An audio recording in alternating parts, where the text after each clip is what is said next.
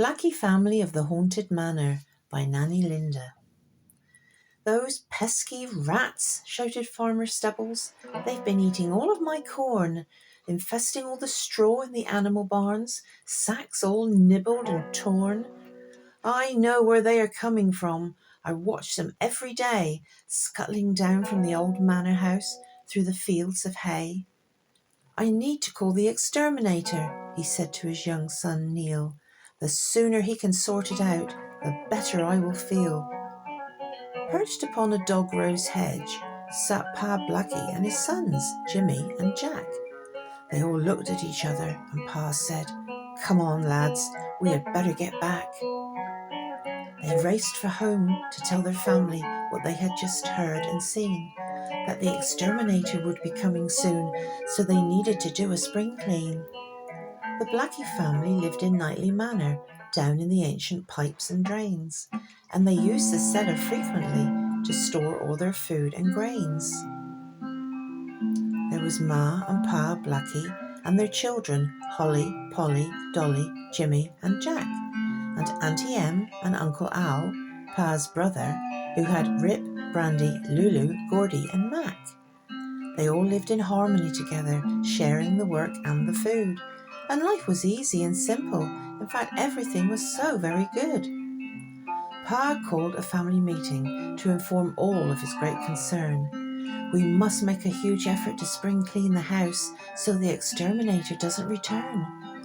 So they all set to work and each had their chores. There wasn't a moment to spare, repairing all nibbles to woodwork and cleaning up all droppings and hair. They all went to bed so tired that night, relieved that there wasn't a sign of any unwelcome visitors in the house, and they finished just in time, for the very next day the exterminator arrived with all of his baits, sprays and his traps. But before he decided to enter the house, he thought he would stay in the van and take a quick nap.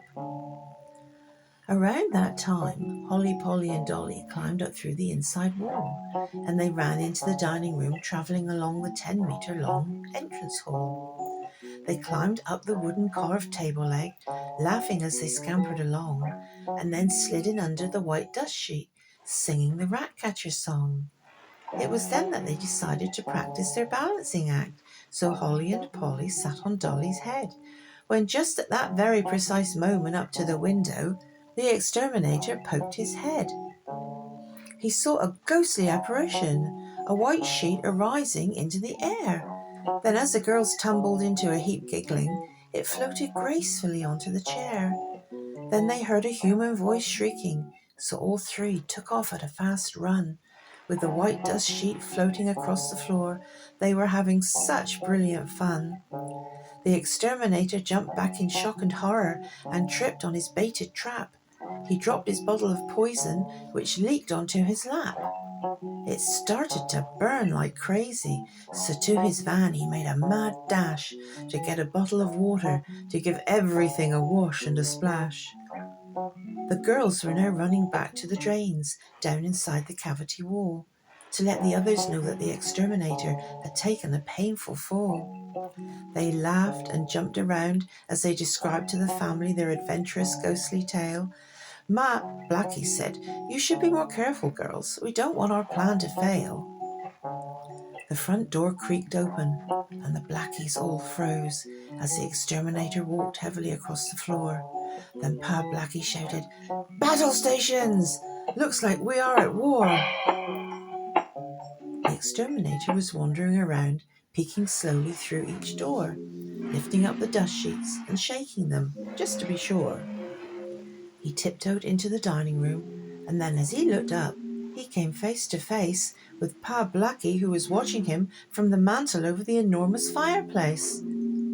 The exterminator then froze in his tracks, and his eyes glazed over and opened wide, as Pa Blackie started to hypnotize him and told him to go outside. "You will remember nothing.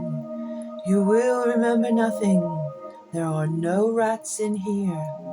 You have done your job exceedingly well, so tell Farmer Stubbles that he has nothing now to fear."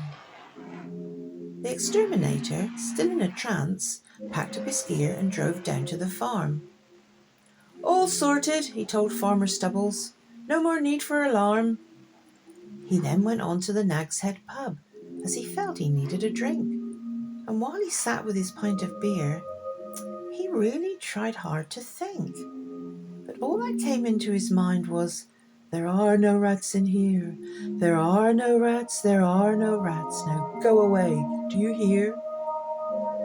So the Blackie family got together and praised their brilliant plan of how they managed to frighten and hypnotise and get rid of the exterminator man. "We will now have to be more careful when we travel to Farmer Stubble's barn.